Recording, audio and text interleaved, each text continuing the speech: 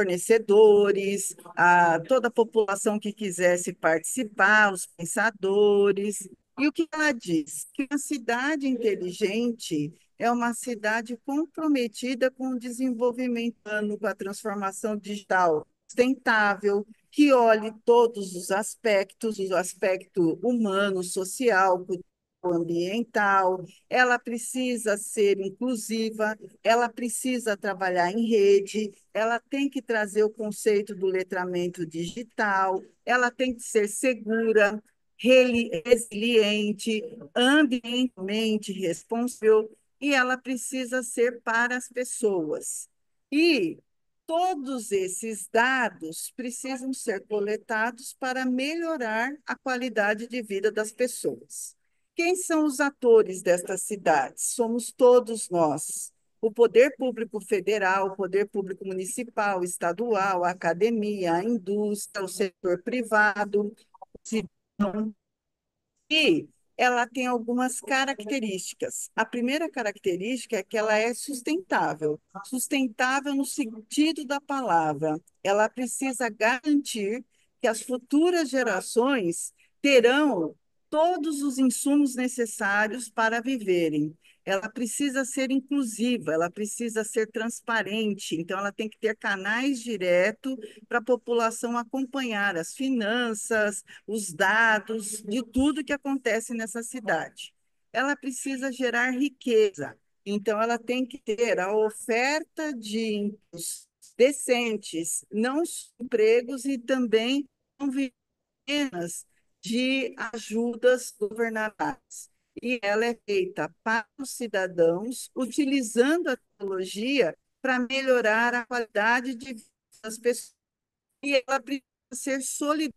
Ou seja, depois da pandemia, nós aprendemos que temos que ter muito cuidado com o próximo. Muito bem. Olhando pelo lado tecnológico, tem um guarda-chuva aí que pode nos ajudar a organizar esses dados e a coleta de dados, que é a internet de coisas. Segundo Kevin Aston, que foi quem cunhou o termo IoT, a internet da é a computação. E ela teria potência de mudar o mundo mais do que a própria computação e a própria internet. E por que disso? Porque todos os atuadores, os celulares, nós mesmos mudando dados o tempo inteiro, usando aí nossos dispositivos móveis, nossos relógios inteligentes, conectando os eletrodomésticos das nossas casas, conectando os ativos comerciais, conectando toda a infraestrutura até chegarmos na cidade. E a internet das coisas, ela vai impactar todo mundo, a indústria, a logística, a saúde, os serviços públicos, a agricultura, a academia, a energia, os transportes. Por quê? Ela vai nos permitir monitorar, controlar, aprender, otimizar e melhorar o tempo todo olhando esses dados. Aqui no Brasil, como esse daqui, fala internacional, aqui no Brasil, em 2019, nós tivemos o decreto 9.854, que definiu o Plano Nacional de Internet das Coisas, com o objetivo de olhar para esta tecnologia e de colocá-la a serviço da população. Na época, foram definidas quatro áreas prioritárias: a área de saúde, indústria e o agronegócio.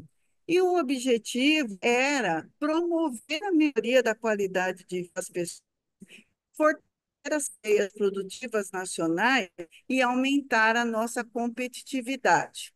Depois da pandemia, além das áreas, entrou também o segmento de turismo.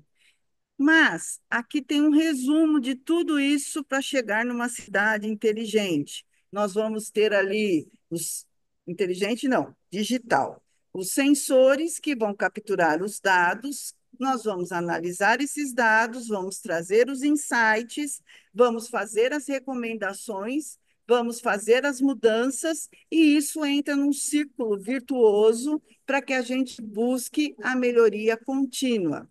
Então, a AIDC, Automatic Identification Data Capture, ou captura e identificação automática de dados, ela é todos os sensores de IoT, toda a tecnologia de IoT, mais a inteligência artificial, que vai gerar no final dinheiro.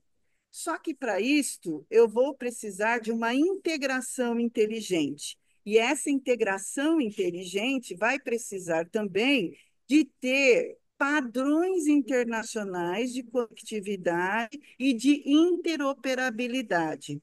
Isto vai começar com as nossas casas, trazendo ali toda a parte de iluminação, distância, controles de animais de estimação, alarmes de massa, sensores de presença, umidade, calor, lixo, energia. Nós vamos ter também toda a revisão da parte de mobilidade, trazendo sensores que vão permitir rotas mais inteligentes, estacionamentos inteligentes, transportes públicos conectados, inclusão de dados logísticos. Nós vamos ter novos tipos de transportes, como esse aqui, por exemplo, que você poderia dar um mando de voz e levar até um determinado local, carros voadores, carros elétricos, carros híbridos, mas vai mexer também no agronegócio. Nós vamos ter ali sensores de monitoramento de pragas, de incêndio, de monitoramento biológico, de análise de solo, de automação de colheita.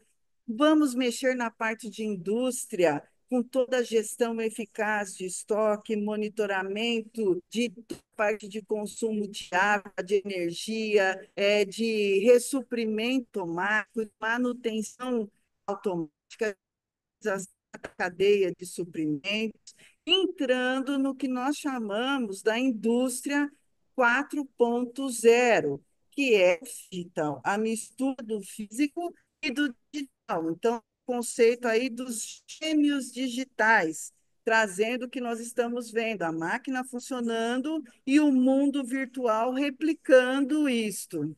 Já o pessoal do Japão já está estudando a indústria 5.0, onde ela coloca tudo, toda esta tecnologia, mas não se esquece de colocar o mais importante, que é o ser humano ao centro e ter um ambiente que tenha resiliência para aguentar tudo que nós fazemos com este meio ambiente que nós, recursos naturais.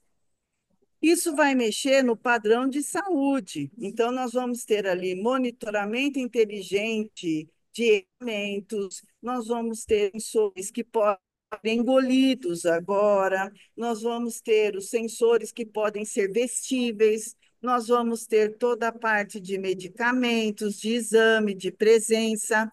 Nós vamos ter a gestão de dentro das unidades, com sistemas para localizar os equipamentos, para fazer a otimização dos procedimentos, a manutenção preditiva desses equipamentos. Vamos fazer toda a gestão das tecnologias, captando dados das pessoas nas casas das pessoas, e isso chega a toda a infraestrutura, com a distribuição elétrica inteligente, com a gestão de água, de energia, de segurança, de sinalização, de alertas de emergência, de gestão de trânsito, de monitoramento por câmeras, monitoramento por vazamentos de água, gás, e nós vamos ter tudo integrado em dashboards. Esses dashboards, eles já estão em operação em várias cidades hoje. Esses que eu estou mostrando são da China, de uma visita que eu fiz ao Centro de Controle Operacional de Shenzhen, que é um absurdo, porque eles já pegam todas as biometrias faciais das pessoas, eles têm crédito social da pessoa, então, se a pessoa atravessou a faixa de pedestres, atravessou fora da faixa de pedestres, ele perde pontos. Se ela fez uma comunicação falsa, ele perde pontos. Se ela não respeitou alguma regra do governo, ela perde ponto, e assim por diante, até ela perder o direito de ir e vir. Muito bem. Aqui no Brasil, nós fizemos o primeiro sandbox de cidades inteligentes e testamos diversas tecnologias dentro do campus da Facens. Então, o Smart Campus virou um laboratório vivo de cidades inteligentes, onde nós testamos mais de 350 projetos feitos em 9 eixos, olhando de forma holística, sem pensar apenas na tecnologia, mas olhando pela urbanização, pela mobilidade, pela segurança, pela indústria, pela qualidade de vida, pela energia, pelo meio ambiente e a governança. Tudo que nós desenvolvemos foi dentro da agenda portada ali pelos 7 Objetivos de Desenvolvimento Sustentáveis da ONU e pelos conceitos do ISD, levando as melhores práticas na área de sustentabilidade, colocando ali o repensar, o recusar, o reciclar, o reduzir e o reutilizar. Para isso, a gente criou uma série de centros de inovação, e esses centros de inovação são integrados no nosso dashboard, que é dentro desse laboratório de cidades inteligentes. Então, ali, a gente conseguiu reunir os dados de todos eles, coletando item por item, mensurando a energia, o consumo de água, a geração de energia fotovoltaica. Nós fizemos também toda a parte de monitoramento de consumo dos prédios, nós fizemos a geração de todos os resíduos de uma forma monitorada, passando inclusive por bitucas de cigarro, colocamos coletores de carros elétricos, fizemos até gestão de iluminação pública, tinha um protótipo de um aerogerador, tínhamos uma horta com toda a parte de conectividade, o telhado verde, que também era para testar se dentro das casas ficaria melhor a temperatura. Temos uma estação meteorológica que pode avisar se vai chover muito, se tem alguns problemas com enchente, o monitoramento do pono, a correlação entre a umidade, a temperatura e o que está acontecendo fora dos ambientes dos prédios, os contentores de resíduos, ou seja, ruídos, pusemos todos os tipos de sensores que poderiam ser utilizados neste momento, que estão disponíveis para a construção aí deste conceito de como vamos viver em 2050. Isto rendeu vários prêmios nacionais, internacionais, temos ali um centro de referência IoT, ganhamos prêmios de melhor tecnologia e implementação para cidades inteligentes, pegamos o conceito do FabCity, vejam a construção de tudo isso, que é uma cidade de 15 minutos a pé. Esta cidade de 15 minutos a pé é um conceito que muitas cidades, inclusive Paris, está usando, e ajudamos a criar 2 leis importantíssimas. Uma lei que traz a política municipal de cidades inteligentes e a outra lei que transformou a cidade inteira numa caixa de areia onde você poderia testar qualquer coisa dentro de um projeto chamado Sandbox. Fomos para no SXSW, ficamos em segundo lugar na classificação mundial, como projeto parte de cidades inteligentes, e quem quiser explorar tudo isso daqui, é só entrar no site da Facens, que lá tem a pinha que você vai ver. Tá bom. E aí a gente mostrou o conceito de inteligente, que é um conceito que tem 2 visões, uma de cidade digital e outra de cidade inteligente, que coloca o ser humano ao centro. Mostramos um case pequeno, um case que gerou um barulho. Agora a gente vai dar uma olhada no que é que eles Arab estão Emirates. pensando With the para o world trying to move on futuro. to alternatives to fossil Masdar fuels, City countries like é the uma United das Arab cidades Emirates que a gente visitou, né? E qual é They're using their aqui, vast eles wealth that has been construíram derived from no oil to meio do invest in strategies deserto to keep their uma cidade que os estabelecidos, a parte dos prédios, future. And one of the eles ways they're doing this captam is the todos development of new futuristic cities like o Masdar. sol, Construction is already solar, away on a eles 2.3 square captam mile site, around vento, 11 eles miles to já, nós já Abu Dhabi. visitamos And isso daqui, despite a já number está of delays, toda em it's hoped that it'll be funcionamento, complete by e aí 2030. que é que At an ela approximate seja cost of $22 billion, altamente the idea sustentável. is that it'll be fully A powered by outra renewable já energy, é will employ a novel water de collection and feita na China reuse. pela Net Google, City, e China. eles estão Tencent olhando, is pode China's ver que answer to já é o Google, padrão having mais dominated the country. americano. Então, porque é partos It has dados, generated a colocar huge todos fortune, os sensores, now being colocar reinvested também a into parte developing de technologies and ideas for the sustentabilidade, future, mas olhar one of which mais is Net pelo City, lado a space that will begin as a monitoramento de futuristic city campus eles of empty construíram space in Shenzhen, uma China. cidade do Work is zero already underway to para build eles Net City, poderem and the plan testar em people to be able to move in by 2027, que vai ser o ano 2027. que vem, The size of Midtown carros voadores, Manhattan, the toda essa company will, of course, benefit from lógica. having its A employees so close outra to where they work. é a Starbucks do Texas. Então, de But the idea novo, is no meio de um deserto Starbase, ali, eles construíram cities of the outra past were cidade built around que vai ser sources of ali uma natural resources, cidade such as rivers altamente or important structures física, like que churches. eles vão And it's likely trazer that the de cities novo of the future carros will follow voadores, conectividade, um structures. lugar para Starbase você in Texas pegar will become one of the best connected places in our solar system como é que chama because at aí, the center will be the main launch facility o being operated by foguete SpaceX. junto The rocket com launch Elon has Musk already been para constructed in você Boca já Chica ir village at the southern direto tip of ficar Texas. lá em And Elon Musk hopes that the dentro presence de of his company negócio will encourage the place to super regenerate and expand around inovador it, que vai creating the o world's premier conceito de technology você center with ter access to outer space, as well as hotéis fast em connections with órbita. elsewhere around the Então, ele world. quer que em To do this will require a huge 2050 investment in você infrastructure, tenha with toda a Musk already parte committed de to developing a public water hidrogênio, toda a parte de development of a novas natural gas plant, as well as overcoming local resistance. tecnologias para geração de energia e novos meios The de vida billionaire como shouldn't esse ever be daqui. counted out, and if anyone's A able to create a outra spaceport city, é then a it surely will. Desculpe Unity. interromper. Essa O daqui seu é... vídeo tá ligado, o áudio. Oi, O seu vídeo tá ligado, o áudio. Então, quando você tá me fala, não ouvindo? dá pra ouvir. Dá para ouvir agora? Tá ouvindo o áudio do vídeo, tá? Quando você começar a falar, Tá, você vai desligar o áudio do vídeo. beleza.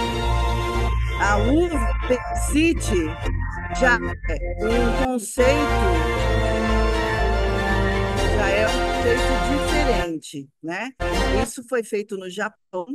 Eles estão construindo esta cidade da Toyota.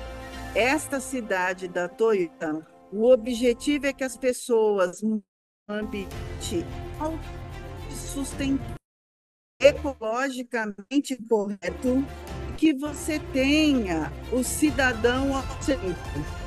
Esta cidade, pode ver aqui que eu estou mostrando para vocês, os últimos 2 meses terminaram a cidade. E por que eles terminaram? Porque está acontecendo agora no Japão uma feira mostrando como vai ser o futuro para 2050. Então, a ideia era construir este protótipo e aproveitar a feira Osaka 2025 para mostrar como vai ser a sociedade de 2050. Essa é a Neom. Neom, Saudi Arabia. We normally think of Bom, cities as being huge aqui developments é based around a central né, o que eles querem. Regiane, point. A ideia But what if aqui... the company rethink this Regiane, idea desculpe Oi. and built a interromper. Tem o seu millennial vídeo instead? ligado. That's exactly what's Deve ter aí alguma apresentação em vídeo que está a correr com plano de fundo e estamos a ouvir a sua voz junto com Vocês o não áudio estão vendo desse os vídeo. vídeos? Sim, que são os vídeos que eu estou mostrando. Vocês estão vendo o vídeo? Não, Sim. é que é a sua voz por cima do áudio do vídeo e fica um pouco Ah, sim, tá bom. difícil de entender. Eu vou dar o áudio dele aqui. Tá. Então, aqui, por exemplo, essa daqui é uma cidade no meio do deserto. Eles querem construir 170 quilômetros de construção. Olha o absurdo isso. Ali vai ser inteirinha sustentável. As pessoas vão morar no meio do deserto, vão construir uma cidade de 500 metros de altura, 170 quilômetros, ligando dois oceanos. Esses dois oceanos, dentro disso, você vai ter a captação desses oceanos, o tratamento da água, você purificar essa água, e depois você ter tudo a 5 minutos. Então, a ideia é que você não use nada que tenha combustível fóssil dentro deste negócio. Qual é o problema disso? Na verdade, eles estão evoluindo, mas é um projeto muito megalomaníaco, e no meio do caminho existiam pessoas, existia uma flora, uma fauna, e essas pessoas, esses animais, estão sendo simplesmente exterminados para que eles consigam fazer o projeto.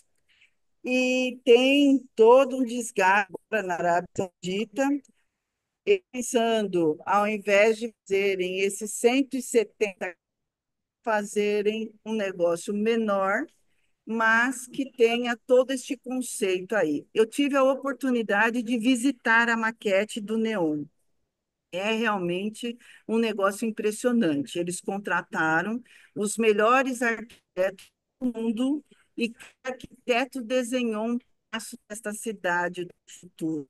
Um desenhou a parte de educação, o outro desenhou a parte de saúde, de segurança, de mobilidade, mas todos os projetos são megalomaníacos. E o que nós estamos vivendo neste momento é exatamente isto daqui. This is Alex. She's 5 years old, and she was born into a digital world at the edge of a technological singularity, where she could live to be 150 years old. Imagine all the advances of the last 150 years, each discovery building on the last to alter the way we live, relate, consume, and perceive. For Alex, that same amount of industrial and societal change will happen in her next 15. She'll purchase digital rights from brands to create her own clothing, furniture, and decor with digital fabrics. She'll eat organically balanced food that was grown using nanotech. She'll know someone whose life was saved by a 3D printed organ implanted by a doctor operating remotely. She'll carry safer, digitally integrated ID and forms of payment, driven by the blockchain of everything. And that's just until she's 20. She still has 130 years to go. As she enters the workforce, she'll take advantage of autonomous vehicles and rideshare programs, our entire transportation infrastructure. She'll have robotic and AI-driven support tools, and even colleagues. The very notion of an employee will change.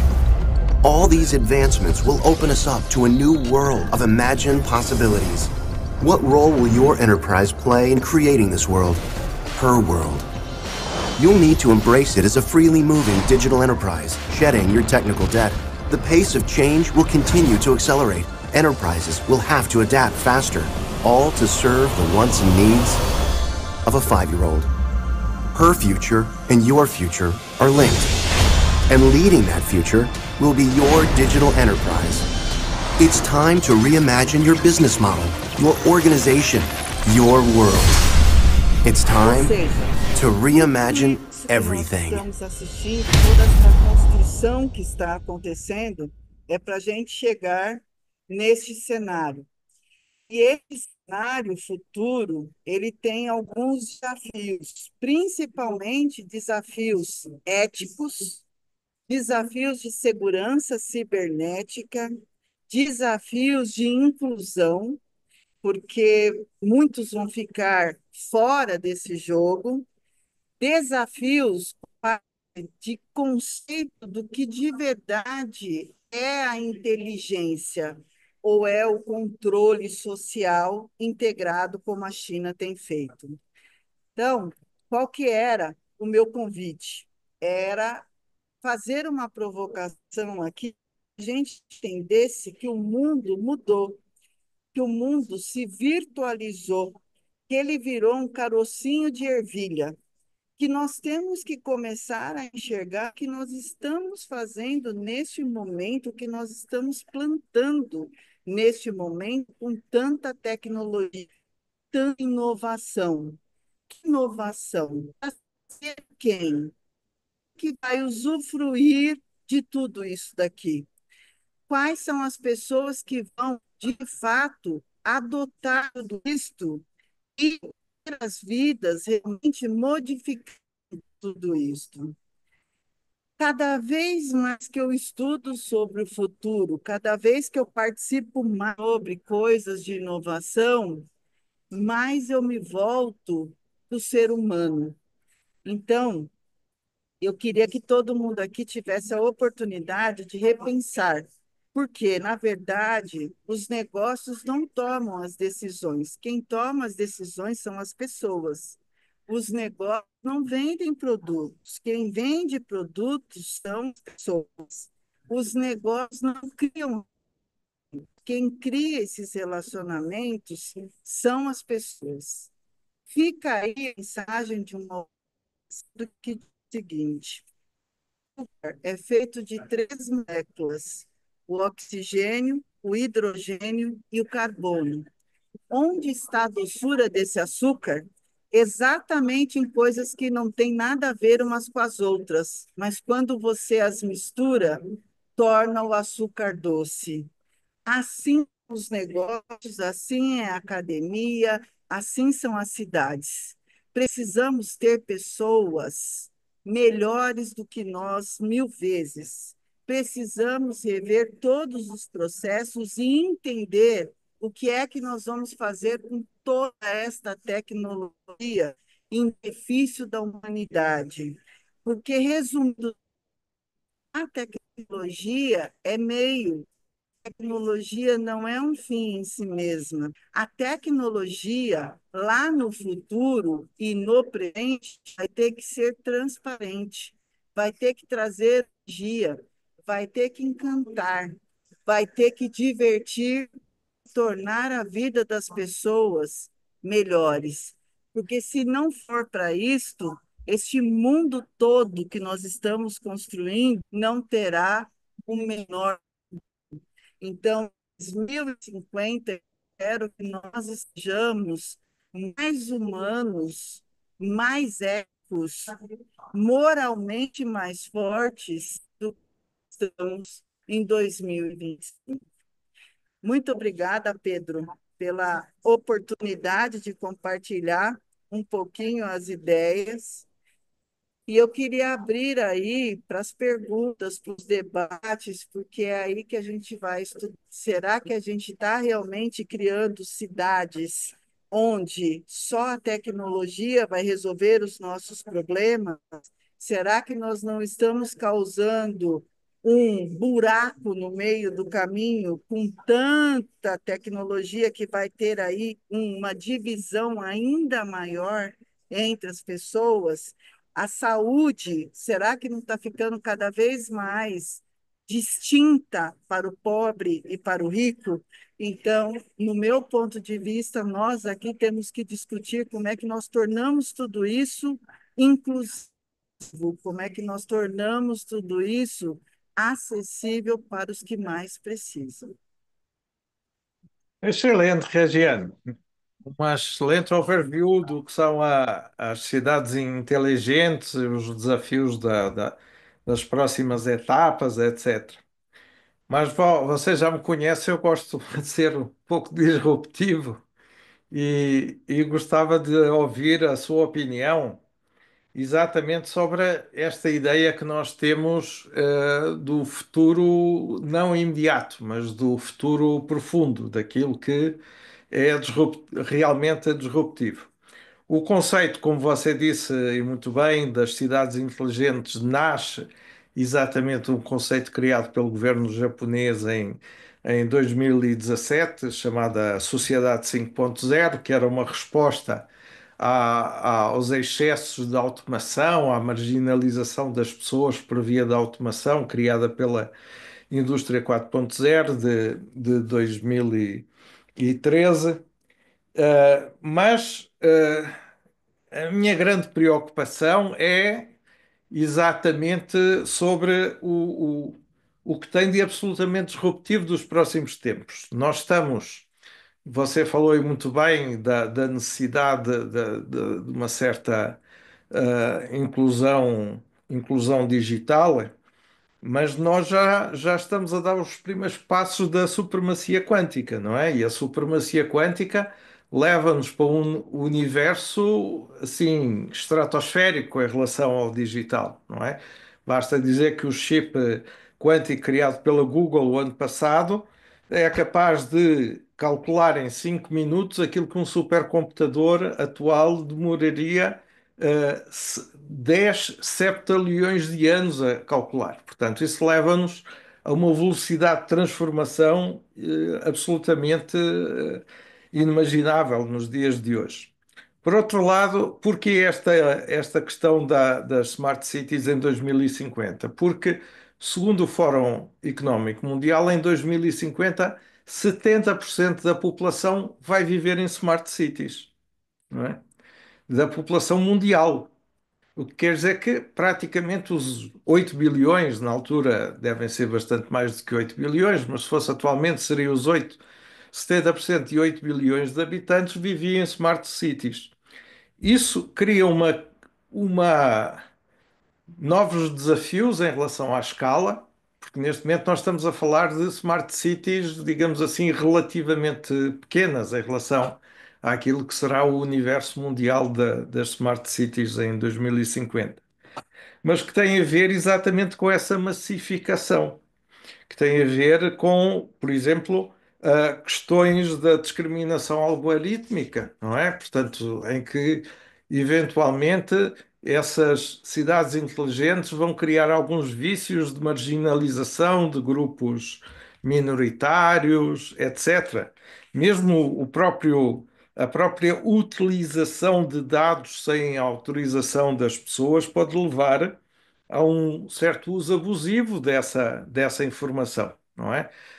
Eu, como você sabe, morei 22 anos em São Paulo, morava em Alphaville, em Barueri, e já em Barueri eles tinham um sistema de reconhecimento facial, que aliás era extremamente eficaz do ponto de vista da segurança, que identificava o movimento das pessoas na rua, e se alguém estava muito tempo parado ou passava várias vezes em frente de um determinado local, ele tornava-se suspeito e a Polícia Municipal, enfim, ia fazer uma vigilância mais detalhada. Isso pode gerar realmente uso abusivo de toda esta tecnologia, com o aspecto positivo que você sublinhou muitíssimo bem, mas que também pode ter este uso abusivo, sobretudo quando nós estamos a falar de um controle praticamente da população mundial com uma tecnologia que já não é a tecnologia digital, já é a tecnologia quântica, que é absurdamente mais eficaz do que a tecnologia digital. Como é que você enxerga todas estas variáveis que não são as variáveis, digamos assim, mais positivas, são aquelas menos positivas, num universo de controle mundial, digamos assim, de 70% da população do mundo. E tem um outro aspecto que eu também Bom, gostava de ouvir a sua reflexão, que é o seguinte: nós hoje estamos a falar de, de cidades inteligentes, digamos assim, intra-inteligentes. Elas são inteligentes dentro de si. Mas quando nós tivermos 70% da população a viver em cidades, nós vamos ter cidades inteligentes interconectadas.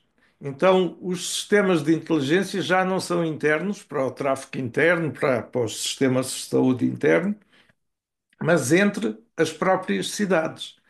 E isso vai nos levar, digamos assim, a um escalar de possibilidades, por um lado, e por outro lado, um escalar também de questões, de problemáticas, que eu gostava de saber qual é o seu feeling, porque falar do futuro é a coisa mais fácil do mundo. Nós podemos dizer o que queremos, ninguém pode provar que é mentira, não é? Mas Mas, enfim, tudo isto tem alguma lógica e eu gostava de ouvir o seu parecer com a sua grande experiência em Smart Vamos lá. Cities, como é que você enxerga tudo isto? Um- Numa sociedade em que vamos ter mais humanoides do que pessoas humanas, em que vamos ter uma tecnologia que já não é digital, que é quântica, que vamos ter 70% da população a viver em cidades smart cities, que as cidades já não têm vida isolada, mas estão todas interconectadas. Que mundo é este? Esse é um mundo doido que a gente está plantando. É por isso que eu falo para todo mundo repensar o que estamos plantando, porque é isso que nós vamos colher, para saber se exatamente é isso que nós queremos como seres humanos, né? A computação quântica, como você muito bem colocou, foi o tema do SXSW, junto com a inteligência artificial nesse ano. Nós chegamos num momento disruptivo total da computação quântica, que, para quem não entende do que é essa computação quântica, hoje tudo funciona com zeros e uns. Ou está ligado ou desligado. Ou é zero ou é um. Ou é par ou é ímpar. A partir da computação quântica, tudo tende a zero, tudo tende a um, e eu ainda posso ter aquilo que a física fala que é impossível, dois corpos ocupando o mesmo espaço ao mesmo tempo. Então, na física quântica, eu vou conseguir isso.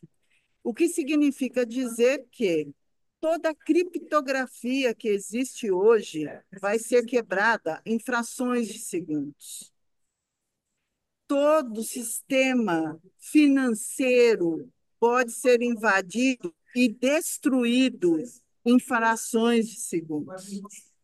Então, nós estamos criando uma arma contra nós mesmos, mas, ao mesmo tempo, nós estamos vendendo isso como algo extremamente importante, porque vamos descobrir cura para o câncer, vamos descobrir novas moléculas e novos medicamentos, nós vamos descobrir novas fontes de energias, nós vamos descobrir, até ontem, pessoal, eu fiquei impressionada com uma matéria que eu li, que eu ia até trazer aqui para vocês, que dizia que pela primeira vez na vida nós conseguimos fabricar ouro através de um acelerador de partículas. E o Brasil tem um dos aceleradores de partículas do mundo, que é do CNPEM, aqui em Campinas. É um momento disruptivo da humanidade, onde tudo que o Pedro falou, infelizmente, olha o adjetivo. Infelizmente, eu a criação de e tenho participado ao longo dos últimos 40 anos. Pedro morou em Alphaville, eu moro em Barueri também, e todo o sistema de controle de acesso de Alphaville eu comecei a desenvolver quando eu tinha 16 anos de idade. Então, toda essa parte de biometria facial, as câmeras de Alphaville, eu sempre estava ali pesquisando e ajudando e buscando uma inovação dele. Até um dia que Deus me jogou no lugar certo, na hora certa, no momento certo, contra tudo que a Regiane queria, que era estar ali. Eu fui dar uma palestra na Cracóvia e sobraram 2 dias e eu pedi uma ajuda para a menina, perguntando o que é que tinha de bom para fazer naquele lugar em 2 dias. Aí a menina falou: Ah, tem o rá e o rá. Não entendi nenhuma coisa nem outra coisa. Falei: Ah, tá bom, vou no rá hoje e amanhã. Bom, era um lugar maravilhoso. Era uma mina de sal de 80 metros de profundidade, onde tinha a flor do sal brotando no teto, bolero de Ravel tocando dentro daquele negócio que, assim, tinha uma igreja que era feita de sal, bancos de sal, aqueles cristais de sal pendurados do teto, batendo a música com luz e tal. Eu voltei encantada com aquilo ali. Aí eu cheguei no hotel, falei, Jesus, eu nunca imaginei ver um negócio tão lindo na minha vida. Ela falou, ah, se a senhora gostou de hoje, amanhã a senhora vai amar. Falei, beleza, então amanhã eu vou lá.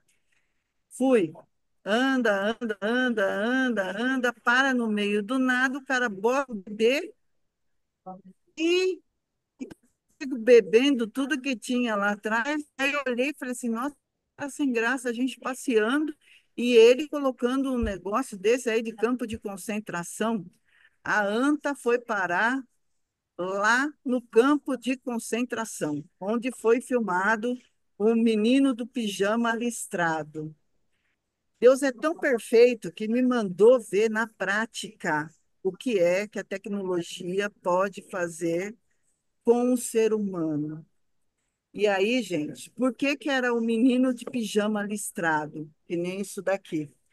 Porque quando você chegava lá em Auschwitz, as pessoas tinham os cabelos retirados, os pelos retirados, e elas entravam na câmara de ar, onde elas eram mortas, e os maridos pegavam seus filhos, pegavam seus pais, pegavam suas esposas e colocavam para torrar dentro do forno. E aquele cabelo, aqueles pelos voltavam dentro do trem, na logística reversa, para aproveitar, e eles fabricavam os tecidos que eram utilizados pelas pessoas de uniforme. E era listrado porque um tinha cabelo loiro, o outro tinha cabelo escuro, o outro tinha claro, que quando misturava tudo, ficava listrado.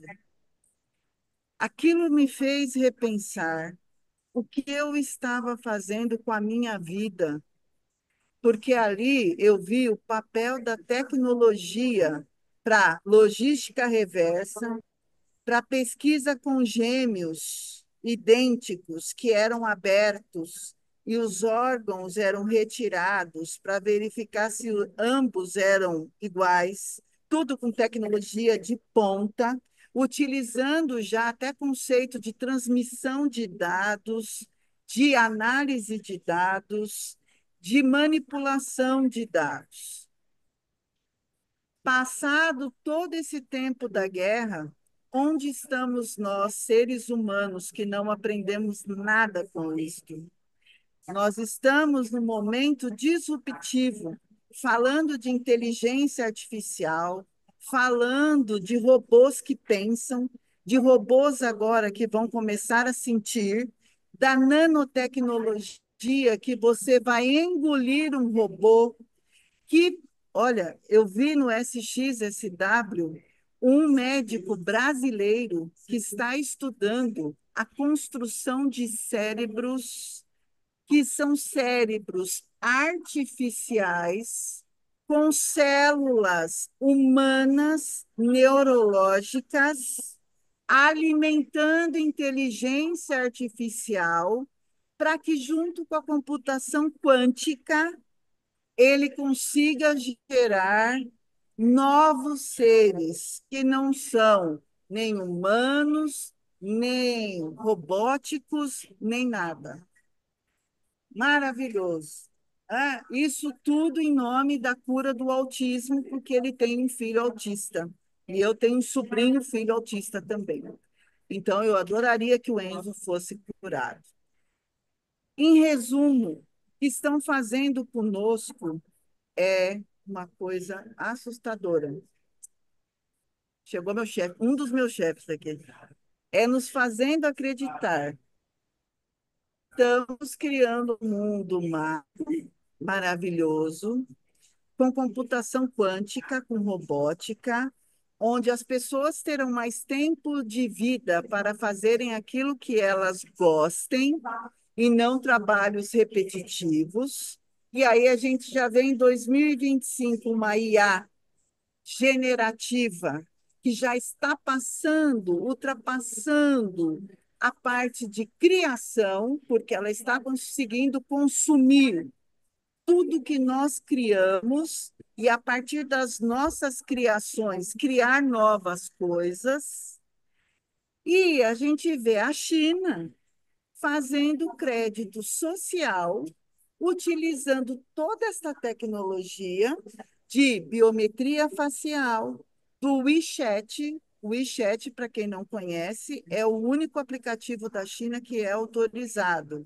Ali estão todas as contas bancárias das pessoas, toda a parte de redes sociais, então eles não podem acessar LinkedIn, Instagram, eles não podem acessar Facebook, eles não podem acessar TikTok, eles só podem acessar o WeChat. Quem é dono do WeChat? É o governo chinês. O que que ele faz com aquilo ali? Ele manipula todo mundo, monitora todo mundo, sabendo exatamente para onde vão, de onde vieram, o que estudaram, que transporte pegaram, que escola participaram, com quem falaram, com quem venderam, para quem venderam, o que fizeram, de uma forma que, se você começar a tentar boicotar o sistema, você perde crédito social e perde o direito de alugar casas, de pegar ônibus, de fazer viagens, de acessar uma escola, de acessar. E esse controle todo, como muito bem colocado pelo Pedro, passa agora não mais a bairros inteligentes, ruas inteligentes, mas sim a distritos inteligentes. Neste momento, em Sorocaba, eu estou fazendo parte de um grupo de pesquisas chamado LÍDER, e o líder tem representantes de toda a comunidade, da comunidade acadêmica, da comunidade empresarial, da comunidade governamental.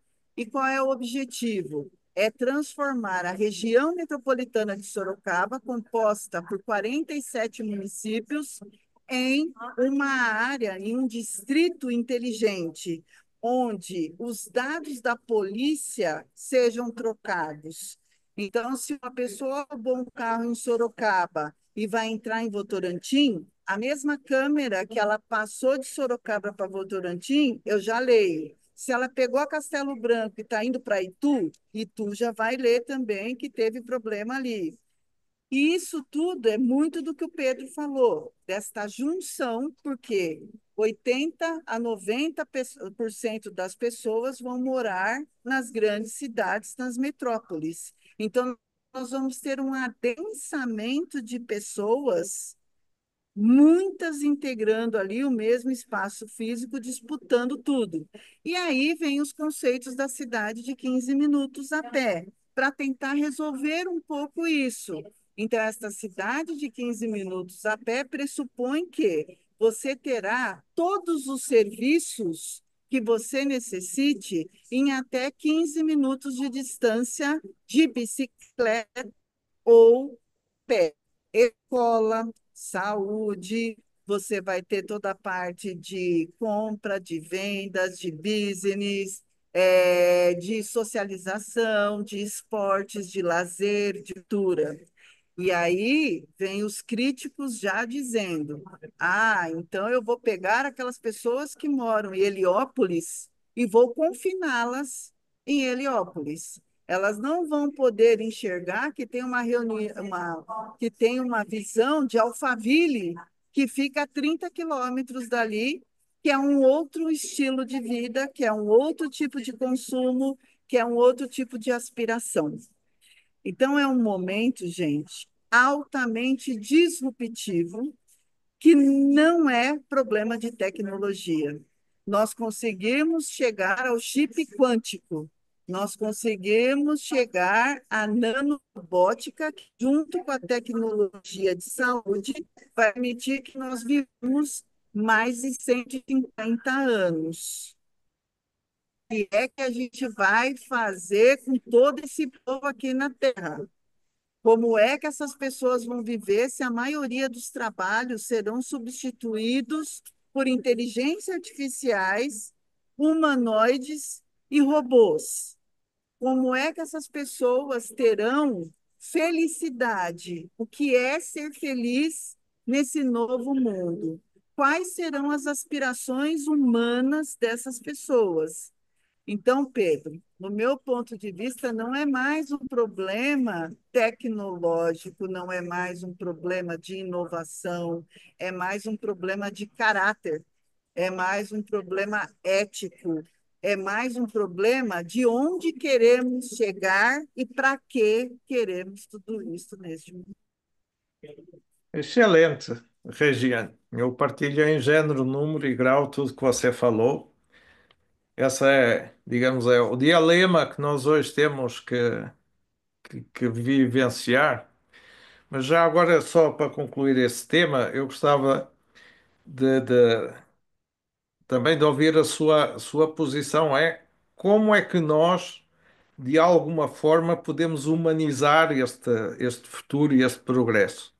Porque eu recordo que há pouco tempo atrás o MIT fez um abaixo-assinado de 700 cientistas pedindo aos desenvolvedores da inteligência artificial generativa para moderarem o seu desenvolvimento, porque nós estávamos num caminho em que iríamos perder o controle da inteligência artificial, não é? E qual é que foi o resultado desse pedido de moderação? A Europa levou a sério e criou de facto bastante regulamentação sobre a inteligência artificial. A China, pelo contrário, liberou totalmente o desenvolvimento da inteligência artificial. Qual é que é o resultado disso? O resultado disso é que a Europa está tecnologicamente muito atrasada em relação aos Estados Unidos e à Europa, desculpa, em relação aos Estados Unidos e à China, e por outro lado, a tecnologia avançou de tal forma, não é, que hoje já temos os softwares no-code, onde qualquer pessoa pode desenvolver qualquer software sem saber absolutamente nada de programação. O próprio software é autossuficiente na programação. Nós temos um DeepSeek que é muitíssimo mais barato e muitíssimo mais eficaz do que o ChatGPT, não é? Que é a versão chinesa do ChatGPT. Quer dizer, então, isso o que é que nos leva? É que nós não vivemos numa ilha. Quer dizer, nós não podemos determinar quais são os valores morais do mundo, porque há sempre alguém no mundo que não segue os nossos valores morais. E esse alguém no mundo que não segue os nossos valores morais leva vantagem tecnológica. E neste momento, vantagem tecnológica pode significar controle das sociedades, digamos assim, menos desenvolvidas tecnologicamente. Eu, obviamente, não tenho uma resposta para isto, mas é uma inquietação que eu tenho. É que, por um lado, a moderação ética nos leva a ficarmos, digamos assim, em segundo plano em relação àqueles que fazem inovação tecnológica sem preocupações éticas. E, por outro lado, também em termos de caráter, como você falou muito bem, isto é um problema de caráter, nós não podemos aceitar a todo custo este tipo de supremacia tecnológica sobre a existência humana, não é? Então, isso é uma das preocupações que eu tenho. Não sei se é partilhado por mais alguém do grupo e pela região, mas. Mas não tenho, eu não tenho uma resposta para isso, porque quem leva a sério as questões éticas acaba por ser dominado por quem não leva, não é? E nós estamos a ver o que é que se passa agora com o Elon Musk, com os Estados Unidos, enfim, com todas essas novos senhores do mundo, não é?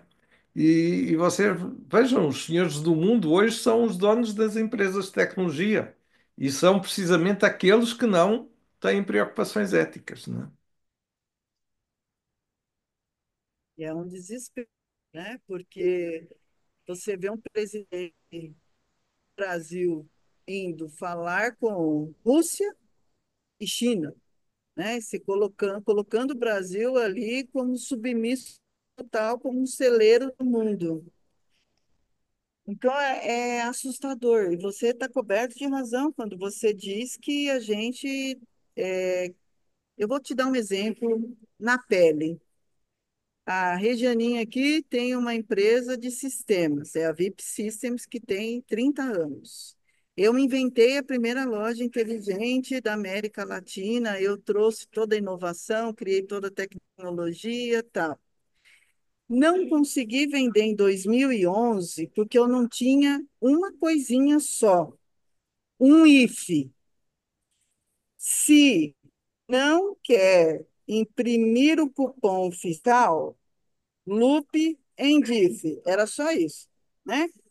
Ou seja, eu não tinha a sonegação fiscal, era só isso.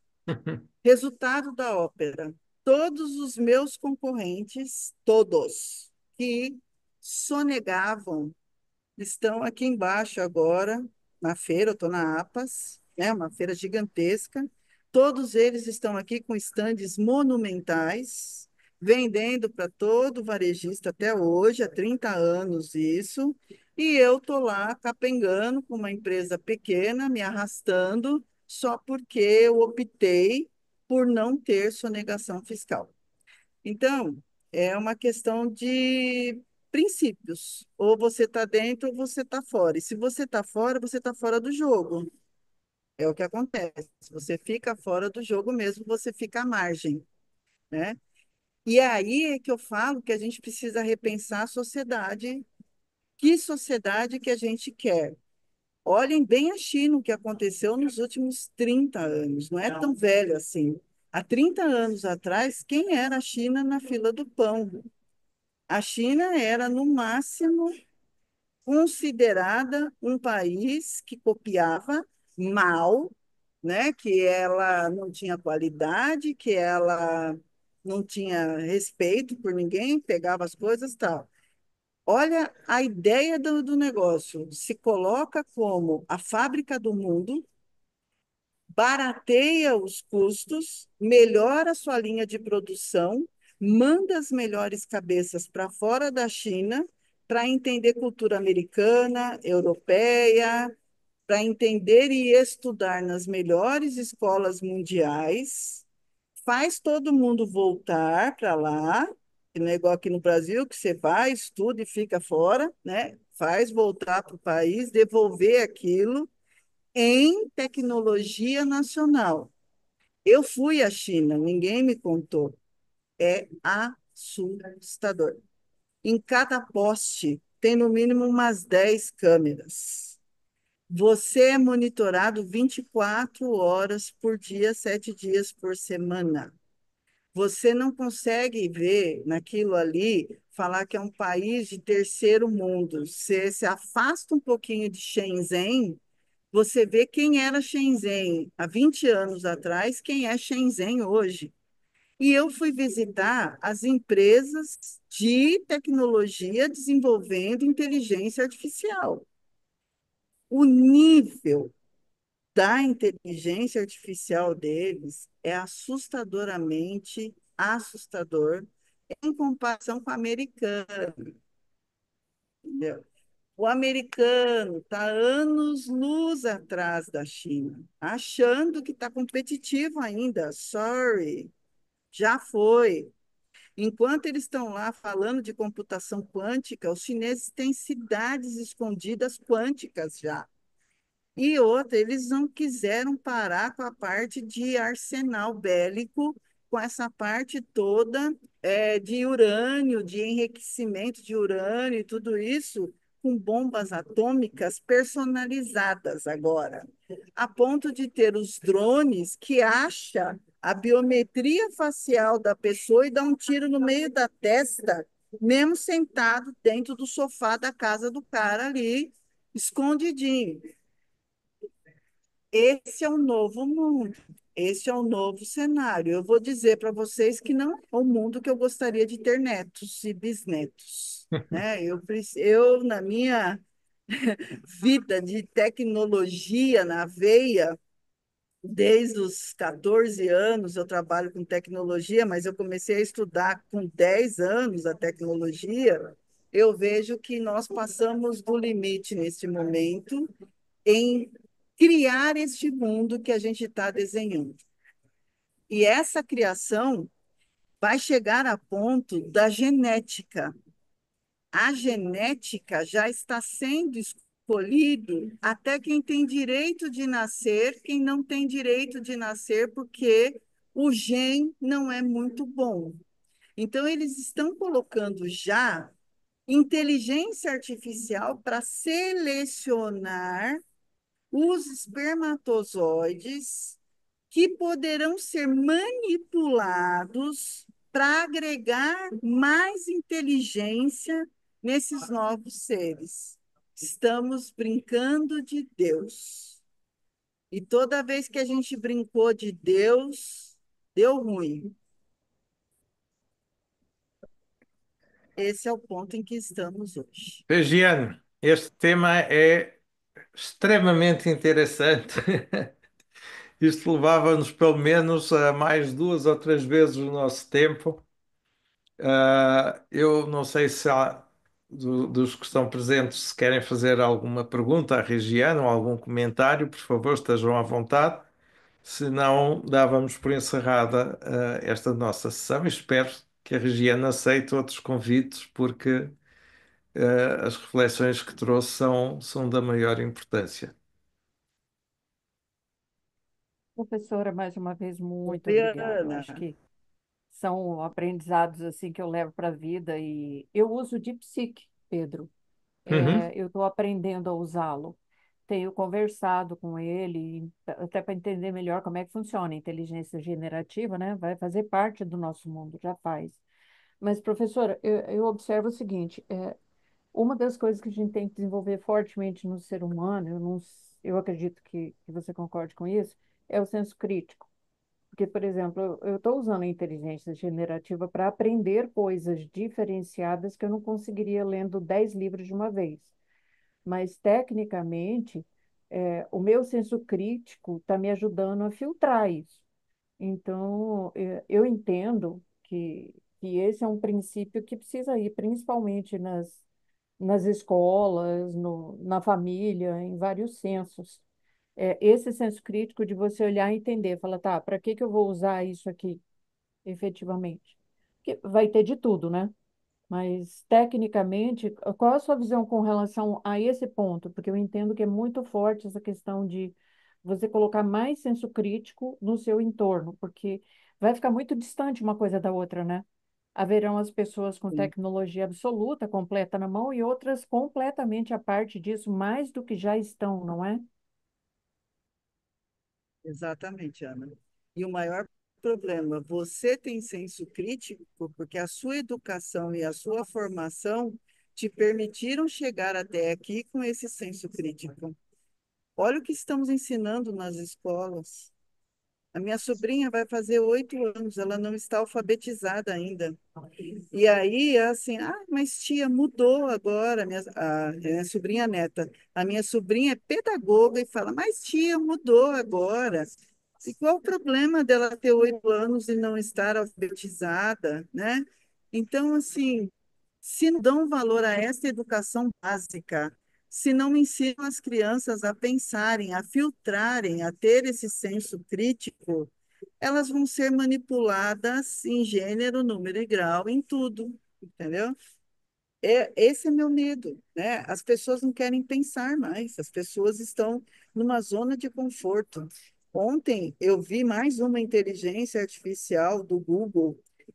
Tá tendo aí, eu até mandei para todo mundo que me segue, o da Alura, um curso de inteligência artificial de graça.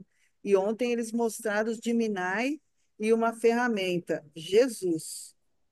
Ele montou toda a estrutura do conhecimento, e quanto mais você ia abrindo, mais detalhe ele ia te dando, a ponto de você escrever qualquer coisa sobre qualquer assunto e se tornar um expert, né, naquilo ali. Por quê? A confusão de todo mundo é o seguinte: nós temos os dados. O processamento desses dados formam as informações, o processamento dessas informações formam o conhecimento, mas essa pirâmide, na ponta, tem que ter a palavra-chave, que é a sabedoria. E esta sabedoria, ela tem que vir de toda essa experiência nossa, de todo esse conhecimento nosso, porque tem dois tipos de conhecimentos, o tácito e o explícito. O explícito é o que a inteligência artificial usa. O tácito é o pulo do gato, é o como fazer. Por que que todo mundo fala do mesmo assunto, mas a Regiane fala de um jeito e o Pedro fala de outro? Porque a Regiane e o Pedro têm conhecimentos tácitos diferentes. E aí eles conseguem ter discernimentos diferentes, junto com a Ana, que tem uma outra visão. Então, esta visão só é composta se você tiver conhecimento e não dado e nem informação. Quando me caiu essa ficha? Quando a Bia, hoje tem 25 anos, ela tinha 9. Ela precisava fazer um trabalho sobre o Egito. Aí a mãe louca dando aula, tá? Eu passei em todas as bancas de jornais da noite, comprei todas as revistas que falavam de Egito, cartolina, cola, tal. Aí eu cheguei em casa, a Beatriz olhou para mim e falou assim: mãe, que é isso aqui? Falei, filha, você não precisa fazer o trabalho do Egito? A mamãe trouxe para você um monte de informações sobre Egito. Aí ela falou assim: mãe, você já ouviu falar em Google? Entrou no Google, escreveu lá Egito, colocou imagens, colocou texto, colocou tudo. Mãe, ó, Ctrl C, Ctrl V, Ctrl C, Ctrl V, é 10, mãe. Falei, beleza. No dia seguinte, eu perguntei para ela: e aí, Bia, quando você tirou? Tirei 10. Eu não falei para você que eu ia tirar 10? Eu falei, falou. Falei, Beatriz, o que que tem no Egito? Sei lá, mãe, o que que tem no Egito? Tem um rio lá, tem pirâmide, cheio de coisa velha, sei lá o que tem no Egito. Falei, você tirou 10, né? Ah, tá. Liguei para a freira, que era a dona do colégio, falei, irmã, faz um favor para mim. Entra lá na sala da Beatriz, pergunta para todo mundo, quem tirou 10? Ela vai levantar a mão, porque ela tirou 10 do Egito. Aí a senhora pergunte para ela, por favor, o que é que tem no Egito? A senhora vai ver que eu estou pagando para minha filha ter informação. E quando eu esperava que ela tivesse conhecimento, que é a única herança que eu vou poder deixar para ela. Ali todo mundo entendeu a diferença de uma coisa e de outra coisa, entendeu? Então, a ideia é exatamente essa: é a gente conseguir construir conhecimento coletivo e não informação coletiva e dados coletivos. E não Senão, pode a esquecer dos gente vai valores, faltar né, gente aí com Regiane? sabedoria. Não pode esquecer dos Exato, valores, Mi. né? Os valores. Exatamente. É E numa excelente. Eu acho que sociedade não. em que a família nem está sendo mais importante, que família é qualquer coisa, que professor você pode xingar, você pode matar em sala de aula, que médico você não precisa respeitar, né? Que mais velha é coisa para morrer, que tem que colocar no asilo, que já está atrapalhando, já está fazendo hora extra aqui. Como é que nós vamos ficar com essa sociedade? Excelente, Regiana. Eu acho que não podíamos ter melhor fechamento do que este. Chegámos às questões que são realmente fundamentais, críticas. Começámos por falar do mundo da Disney nas cidades e acabamos naquilo que é o mais importante, que é o caráter, os valores, etc.